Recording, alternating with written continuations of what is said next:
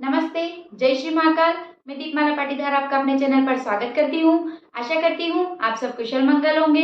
मैं हर रोज आपके लिए शिव पुराण के नए अध्याय का पाठ लेकर आ रही हूँ। आशा करती हूँ आप सब इसका आनंद ले रहे होंगे। तो आइए, कल जहाँ हमने हमारी शिव पुराण को विराम दिया था, आज हम उसे वहीं से शुरू करेंगे। आज से हम रुद्र संहिता का सतीखंड आरंभ करेंगे। रुद्र संहिता सतीखंड, पहला अध्याय, सती चरित्र। नारद जी ने पूछा, हे ब्रह्मा जी, सदाशिव योगी होते हुए एक परम स्त्री के साथ विवाह करके गृहस्थी कैसे हो गए? जो पहले दक्ष की पुत्री थी, फिर हिमालय की कन्या हुई, वह सती पार्वती किस प्रकार शंकर जी को प्राप्त हुई? सूत जी कहते हैं कि नारद जी के ऐसे वचनों को सुनकर ब्रह्मा जी बोले, हे नारद, पहले मेरे एक कन्या हुई, जिसे देखते ही मैं काम से पीड़ित हो गया। तब मुझे रुद्र ने धर्म का स्मरण कराते हुए मुझे मेरे पुत्रों के साथ ही बड़ा धिक्कारा और फिर वे अपने निवास स्थान कैलाश को चले गए। तब मैंने अपने पुत्रों सहित उन्हें भी मोहित करना चाहा, परंतु मेरे सारे प्रयत्न निष्फल ही रहे। तब मैंने निराश होकर फिर शिव जी की आराधना की, तो उन्होंने मुझे बहुत कुछ समझाया। तब मैंने ईर्ष्या तो छोड़ दी, परंतु हट नहीं छोड़ा और पुनः रुद्र को मोहित करने के लिए शक्ति का प्रयोग किया और अपने पुत्र दक्ष से आसी की विरनी नामक कन्या से सती को उत्पन्न कराया। वह दक्ष सुता उमा नाम से उत्पन्न होकर कठिन तप करके रुद्र की स्त्री हुई। तब वे रुद्र स्वतंत्र होकर भी संतान उत्पन्न करने की इच्छा से रूप धारण कर मोहित हुए। इधर रुद्र ने गृहस्थाश्रम में आकर सुख से कितना ही समय व्यतीत कर दिया, उधर शिव जी की माया से दक्ष को गर्व उत्पन्न हो गया और वह परम शांत निर्विकार श्री महादेव जी की निंदा करने लगा। उसने बड़े गर्व से एक विशाल यज्ञ की रचना की, जिसमें उसने मुझ ब्रह्मा को, विष्णु को तथा और भी सब देवताओं एवं ऋषि मुनियों को तो बुलाया, परंतु श्री महादेव जी को और अपनी पुत्री सती को नहीं बुलाया। इस पर भी एक कौतुक करने के लिए सती अपने पिता के घर चली गई और वहां यज्ञ में महादेव जी का भोग न देखकर और अपने पिता के मुख से रुद्र की निंदा सुनकर उन सब की निंदा करते हुए उन्होंने वहीं यज्ञ कुंड में गिरकर अपना शरीर त्याग दिया। यह समाचार सुनकर महादेव जी ने परम कुपित होकर अपनी जटा का एक बाल उखाड़कर वीरभद्र नामक अपने गण को उत्पन्न कर उसे आज्ञा दी कि तुम जाकर दक्ष के यज्ञ का विध्वंस कर दो। यह आज्ञा पाते ही वीरभद्र ने तुरंत वहां जाकर यज्ञ का विध्वंस कर दिया और दक्ष का सिर काट डाला। इस उपद्रव को देखकर सब लोग शिव की प्रार्थना करने लगे। तब भगवान शंकर ने दया करके दक्ष को पुनः जीवित कर दिया और सबका सत्कार कराकर यज्ञ संपूर्ण करवाया। उस समय जो सती की देह उत्पन्न ज्वाला पर्वत पर गिरी थी, वही पर्वत ज्वालामुखी नाम से प्रसिद्ध होकर आज तक पृथ्वी पर पूजित है। आज भी जिसके दर्शन से लोगों की सब कामनाएं सिद्ध होती है, तदुपरांत वही सती दूसरे जन्म में हिमाचल के घर पुत्री रूप में प्रकट हुई और पार्वती नाम से प्रसिद्ध हुई। उसको बड़ा कठिन तप करके पुनः श्री महादेव जी को पति रूप में प्राप्त किया। दूसरा अध्याय, शिव पार्वती चरित्र।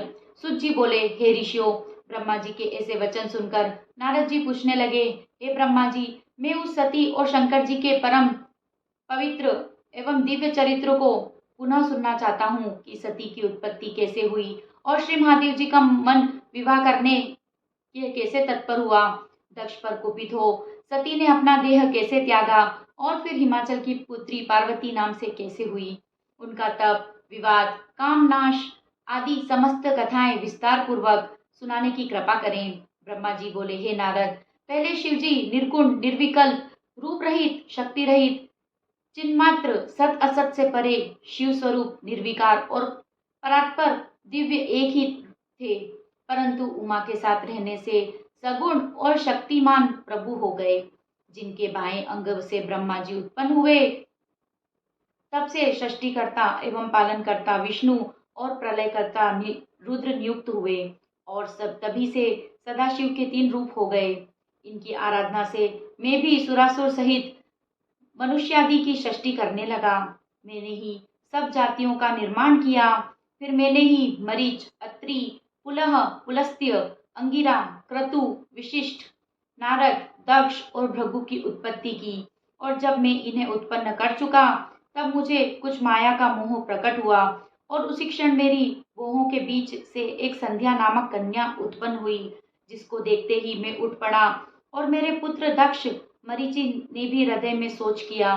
तब मुझे ब्रह्मा के चिंतित होते ही तुरंत एक सुंदर और अद्भुत रूप वाला पुरुष, काले बालों से युक्त, श्याम गज के समान स्थूल काया वाला और सुंदर नीले वस्त्र पहने, कांत की तरह दोनों कटाक्षों को घुमाता हुआ आविर्भूत हुआ।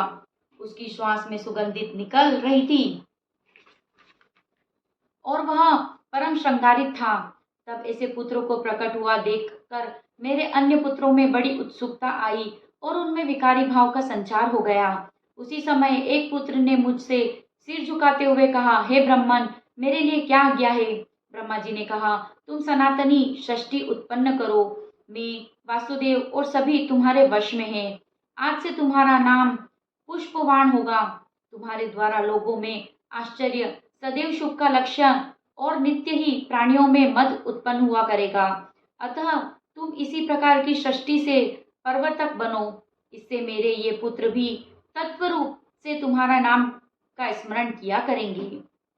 तीसरा अध्याय, ब्रह्मा काम संवाद। ब्रह्मा जी ने कहा, हे नारद, तदुपरांत सब मरीचि आदि मुनियों ने उसका अभिप्राय जानकर इसका नाम यथोचित रख दिया। उन्होंने कहा कि तुमने उत्पन्न होते ही ब्रह्मा का मन मंथन कर दिया था, अतः तुम्हारा पहला नाम संसार में मंथन होगा। तुम्हारे जैसा संसार में कोई नहीं है, इससे तुम्हारा दूसरा नाम काम होगा, तीसरा नाम मेदन और चौथा नाम कंदर्प होगा।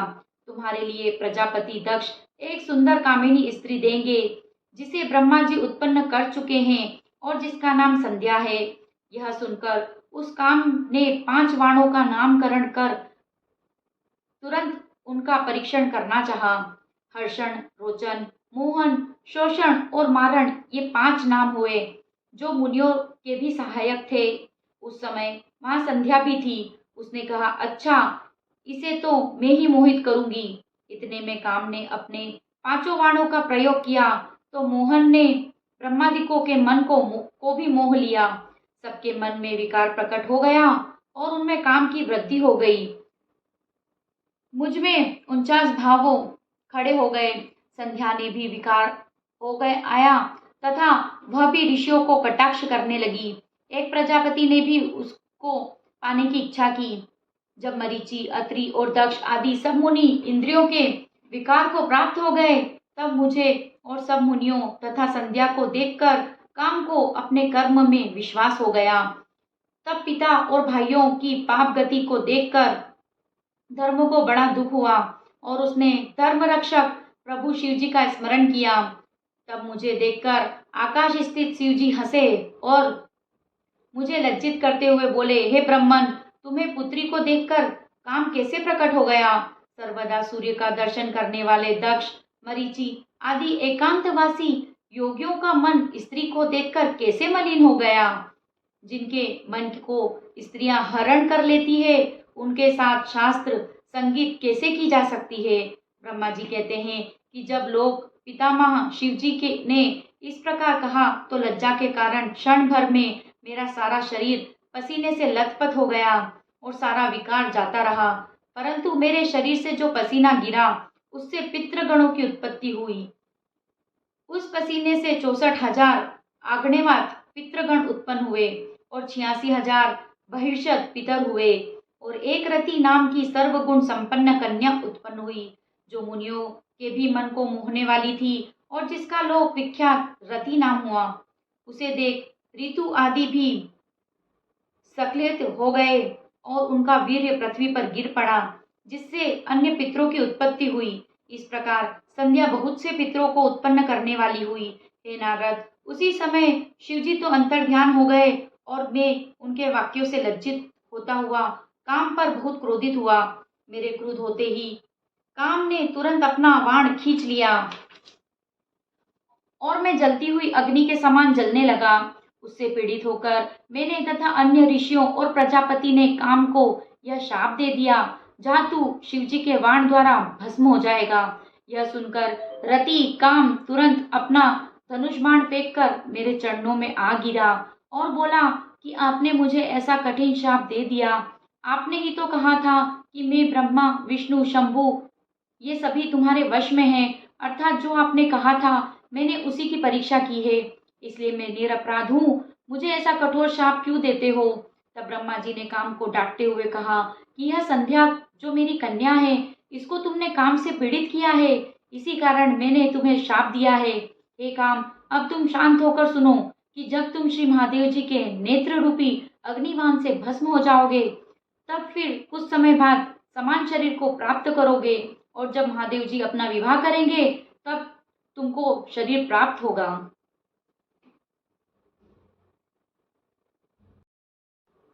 आज के शिव पुराण को हम यही विराम देंगे और अब करेंगे शिव जी की आरती।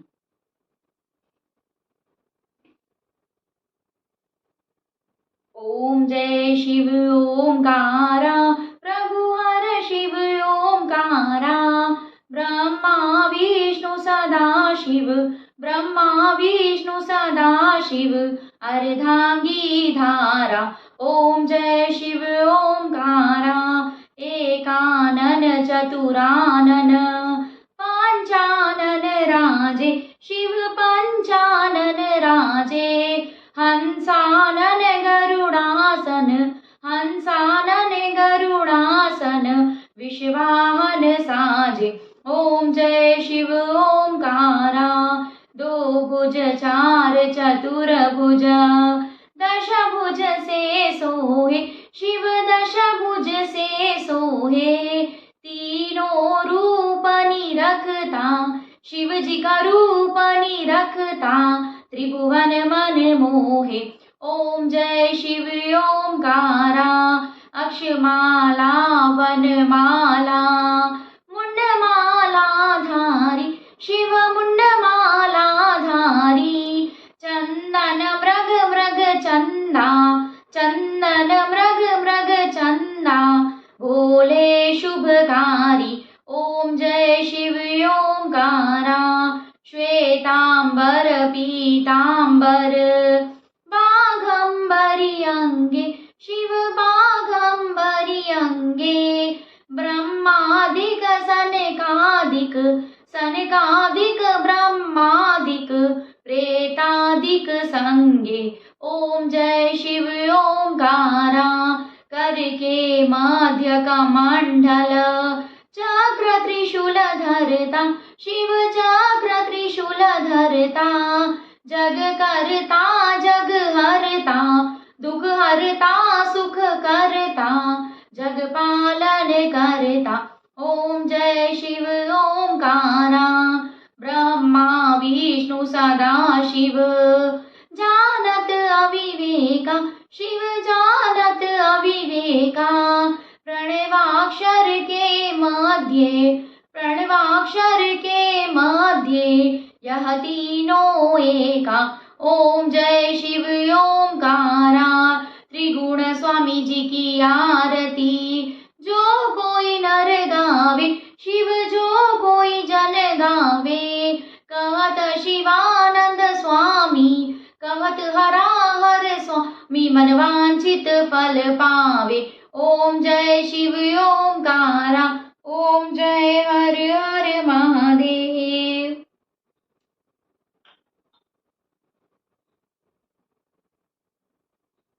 अगर आपको मेरा वीडियो पसंद आया हो तो इसे लाइक करें, ज़्यादा से ज़्यादा शेयर करें, और अगर आप मेरे चैनल पे नए हो तो इसे सब्सक्राइब जरूर करें। Thank you. जय श्री महाकाल।